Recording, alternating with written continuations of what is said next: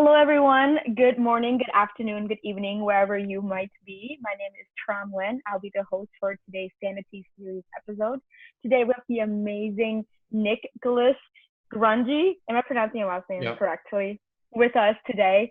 Nick is currently residing in Seattle, and he has a lot of exciting things to share with us today. And I'm so excited to introduce you all to the amazing Nick.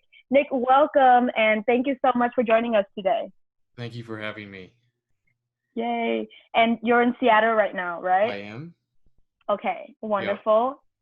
And so tell me more about what's going on in Seattle. Are you planning on staying there for the next couple of months before the pandemic is over? Do you have travel plans before that? Well, I mean, this time last year, I was excited to be going to the East Coast. A couple months from then, I was Yes, going to start yes. college. Mm-hmm, It was kind of a big change in my life. mm-hmm. And then I finally moved to the East Coast, and I started my freshman year at Boston College. You did. And it was very different because I'm a proud public school kid. Yes, Um, and then yes. going to a private school on the East Coast, Northeast is a little bit different It than is. uh, than what I had experienced back at home in Seattle. Um, Yeah. but I had a pretty good time. I would have liked to have seen more of the East Coast. Mm-hmm. This year, I was planning to do that this spring, but unfortunately, those plans were struck down pretty early, earlier than Yeah, I wanted to. And yeah. so now I am transferring. I'm a rising sophomore at Cornell now, um, Woo! and I'm very excited. And I'm, I'm interested in one of the topics I'm really interested in is anthropology. And Oh, I'm wow. hoping on doing a double major in anthropology and economics Yes, because I feel yes, they kind of go hand in hand together. absolutely. Anthropology is, to me, sort of this combination of history and sociology, kind of Yes. wrapped into one. It kind of studies cultural trends, and that's something that seems really interesting to me. And it's very interesting to study those trends because we can always look at the Mhm. past and learn from that and how people brought about change then and how we can bring about change now. So I'm Absolutely. I'm interested in continuing my studies in that at Cornell, and I hope to be back on campus in the fall, but I'm not Mhm. sure if that's going to be able to happen. And I'm just Yeah. pretty much waiting to hear news about fall semester. Yeah, yeah, absolutely. I'm also waiting. I think we're supposed to find out next week.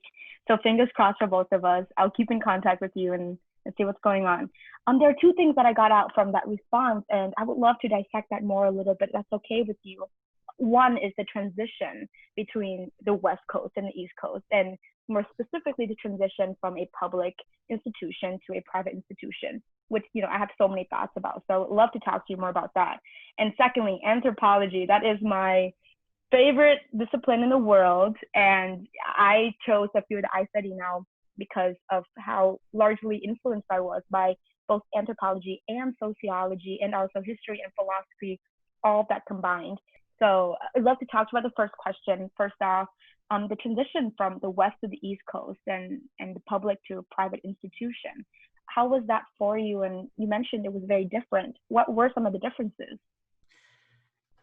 This is an interesting question because it was really kind of jarring when I got to the East Coast. The West Coast is Yeah. pretty laid back. People aren't really uptight. They're kind of passive aggressive. Education's important, but Yeah. it's not the end all be all. Mm. For most families, there's still this idea that your kid, you need to go to college, but where you go, as long as you go to a good college, and Mm-hmm. you live this happy life, and that you're personally happy, and that you are in a job that's personally fulfilling, that's the Yeah. ultimate goal. When I got to the East Coast, first thing was people were much more aggressive. They were much Talk about it. much Yes. more much more straightforward, Yes. and being born on the East Coast or on the West Coast and growing up Yeah. here for the past almost 2 decades, I kind of enjoyed the change, and it's kind of hard to, really describe unless you've actually gone through that transition before. Um, but, I kind of enjoyed it because it was something new. And for me, I feel like I kind of, even though it's a little bit weird, I feel like I felt more at home on the East Coast. It, Yeah. life just seemed a little bit faster Okay. I see. on the East Coast, is in Yeah. Boston, in New York. There's just kind of this pace to life that I really Yeah. liked, and I can't wait to go back there. There's just, it kind of felt a little bit like in Boston and in New York, like I was on the set of a movie. Yeah. It feels Oh, yes, very different, absolutely. and Boston isn't, maybe it used to be. It's not exactly what it is like on the, or what the movies make it out to be. Again, maybe it was in the past. New York, I felt like the movies are completely accurate. Um, You think so? Because for me, I think whenever so. I tell people about my experience in New York, it's completely opposite. I tell them I don't like it there as much as I see them in the movies. I think it's overly dramatized in the movies. It's overly fantasized in the movie. But for you, it's accurate. What about it is accurate to you? Is it the fast pace kind of moving The environment, pace, the the people, the pace, the buildings? number of Yeah, people, um, yeah, just it, the movies. It's one thing if you've been, the biggest city I'd ever been to was yeah. like Seattle. Like I didn't do much traveling. Hmm. My family just, it's never been a huge priority. Um, but when I got to New York, the sheer size of it, the number of people is just, it was astounding. Right. When I went there for the first time in last year, and it just felt, it was just, people walked quickly. There Hmm. were so many sounds, and last year I had I did, instead of coming back to the West Coast for Thanksgiving, I stayed on You the East did. Coast, and Well, did I you stay stayed in in your New York. dorm? What's that? No, I went to New York for a few days by myself. So you Um, went to the Macy's parade, did you? I Or was going Thanksgiving parade? to, I was going to, but I thought they didn't do the balloons this year because Yeah. there's too much wind. But in any case, I got to go to the New York Philharmonic one of the nights, Mm, and at wow. Lincoln Center, and I enjoyed it quite a bit. Um, Yeah. it's very interesting Really? place. Yeah. I hope, plans maybe change, maybe what I want to do will shift into a Hmm. different direction. But I think New York City is like the place I wanna be. To live, like Yeah, settle. yeah, I yeah. was gonna ask that. After I graduate. That yeah, that was gonna be my next question. Is a lot of people say that New York is just somewhere they can go to vacation or maybe go for a business trip, not somewhere they would live. Well, if we want to touch on philosophy, Oh my gosh, let's do yeah, it. I'm down. I love New York in particular, but there's something about big city life, Mm, being in this cacophony of many things yeah. going on at once, that just kind of like propels you to push forward. Um, Hmm. at least economics is, it's a very versatile major, Hmm. popular for politics, popular for finance. So that gives me a Yeah. little bit of flexibility. And then when it comes to more of what I'm really personally interested, even though I am interested in economics, anthropology, it just sort of complements that. Economists definitely look at trends in the Hmm. past, and Hmm. so does anthropology. The Hmm. study of anthropology looks at that as well. Yeah. And so, based on that alone, they seem to complement each other. And again, I don't know what my career is going to end That's up being, okay. Yeah. but if I can get I some sort of idea of yeah. of like looking at what's happened in the past and applying it um, to the Mhm. future, I think that's something I want to do. Absolutely. I also want to talk to you about traveling and, you know, um, from going from Seattle to Boston and now to New York. But what other places do you envision yourself in, or what other places have you traveled to that you really like? And of course, on the topic of Sanity series with the pandemic, things you've been doing to keep yourself sane, quote unquote, during this time. If that's okay with you, I'd love to move forward. Yeah, of course. Yeah. In terms of what I've been doing since the pandemic, I'm very lucky in the Pacific Northwest that we have fantastic hikes. Fantastic Oh, hikes. there we So go. I've been going on a lot of like long walks just to get some exercise. That's really nice because I can, either listen to music, listen to a podcast, learn something Mm-hmm. new, or I can just, take off my earbuds and, hear the birds chirp and, Mm-hmm. feel the wind and just kind of be alone with my own thoughts. I find that really helpful. I've been connecting with people, that I haven't probably kept up enough with the past couple years, which is Yeah. always pretty nice. Yeah, absolutely. That's I'm glad if there's a silver lining in the tragedy of what's happened to the world in the past couple months. I do hope it can reinforce existing bonds and create new ones between people. We rarely get a chance as the world is so fast now. Mm-hmm. Things move a million miles a minute, and so to be able to get a little bit of time, the whole globe, to really kind of calm down and put things into perspective, I really like that. So that's one thing that I've been doing.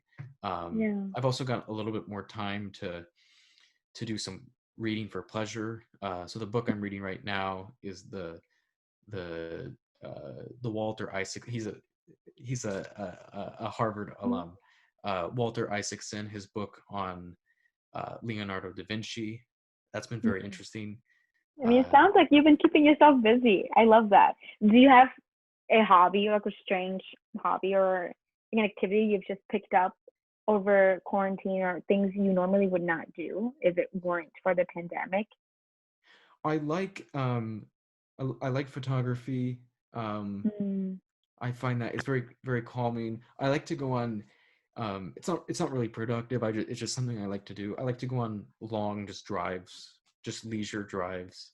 oh, Um, that's awesome. I love driving. That's good. Is Yeah, there a lot of room like to drive in Seattle? I mean, I know that's something you won't get if you go to New York.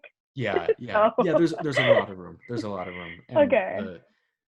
the the Pacific Northwest has some Yeah. great scenery. So that's something Yeah, I enjoy, and especially because I didn't really get to absolutely. drive for 6 months. Um, Get it all in now. yeah, exactly. There we go. There we go. That's wonderful. I can't drive. Actually, I'm taking my permit test tomorrow morning. Oh, Uh, wish me the best of luck. But is it the written test or just the a written driving? test, just a permit. Okay. Yeah. Yeah. The East Coast, especially the Northeast, is a little chaotic when it comes to driving. I think Boston's like the worst place to drive. That's what I've heard from I did like every driver. I did zip car a couple times, and Oh my oh gosh, my how is god, that? the I feel like this is horrifying. the drivers I on the East Coast are a different breed. They're malicious. I do a volunteer program where I go into Dorchester, which is a Vietnamese community in the Boston area. And so we drive from Cambridge to Dorchester, and it's about like a 30 minutes drive. And every single time we drive, I'm just praying and just like holding on to my dear life because the drive is so scary. And we're in this big giant van, and I just don't know what we would hit next. It's just so I have mad props to those who drive daily in Boston. Mad props to you. It's crazy. It's Mad very props. different. Yeah. Very, very different. Yeah. Yeah, seriously. So do you think that's something you would miss? I mean, if you move to New York and live there, unless you live in the suburbs of New York, but it sounds like you're more of a New York City kind of person. Yeah, I will admit that my love Gotta weigh for that out. my love for big cities and New York doesn't Yeah, really combine with my love for cars and for driving. driving. Yeah. Um, what can you do? Are you a big car person too? Are you the kind of Yeah, person I like the do. kind of car I matters? yeah, Really? So what I like kind of car do you drive, and what's your dream car? so I drive a Discovery Sport, a Land Rover. Um, I have those words I have never heard in my entire life. Besides discovery and sports, but separately, two yeah, separate sentences. I Okay. I really like I like the Teslas. I like what Been seeing a lot of those. Yeah. Yeah. I like what they're doing. Because it's got a little bit for everyone. Yeah. If you care about the environment, no emissions, so it's very clean to drive. And if you care Mm. about a fast car, they're very fast. They're So very fast. I see one of my neighbors drives a Tesla, or has a best friend who apparently comes to the house every day who drives a Tesla. And every time I walk by that car, I peek a little bit inside to see what the inside looks like. And it's so nice. They have white leather seats and it just seems so smooth and suave. And, I feel like I feel really cool. I feel like I have to wear sunglasses every time I step inside the yeah. car and wear maybe a leather jacket and maybe have like a Chanel or Louis Vuitton purse. Yeah. I love to end our amazing conversation with one question that I actually stole from the New York Times. 35 questions to fall in love. And the question is, it kind of wraps everything up. But if a crystal ball could tell you the truth about yourself, your life, the future, or anything else, what would you want to know?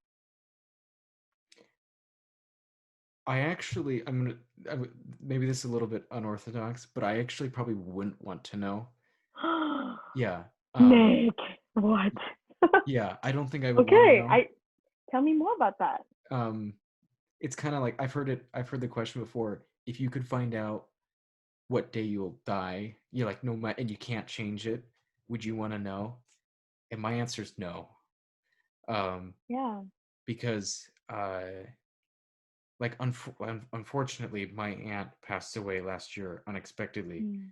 Um, and what it did teach me, again, if I'm looking for like a silver lining in that awful event that happened to me last year, losing her, Mm. it's that you never know the last time you'll talk to someone. you know Life can be very unexpected, and so if you live every day as though it's your last, Yeah. um, Mm. I feel like you don't take it as for granted, as much, um, Yeah, and you really absolutely. kind of look at what's in front of you, and it puts things into perspective. Yeah, absolutely. Thank you so much for sharing that.